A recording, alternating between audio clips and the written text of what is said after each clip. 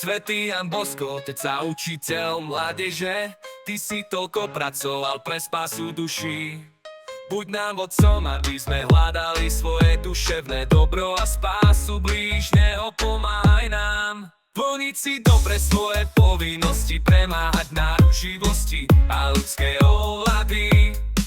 Nauč nás milovať sviatostného Spasiteľa Pannu Máriu, pomocnicu a svätého Otca rímskeho pápeža. Vypros nám šťastnú hodinu smrti, aby sme prišli k tebe do neba. Amen, amen.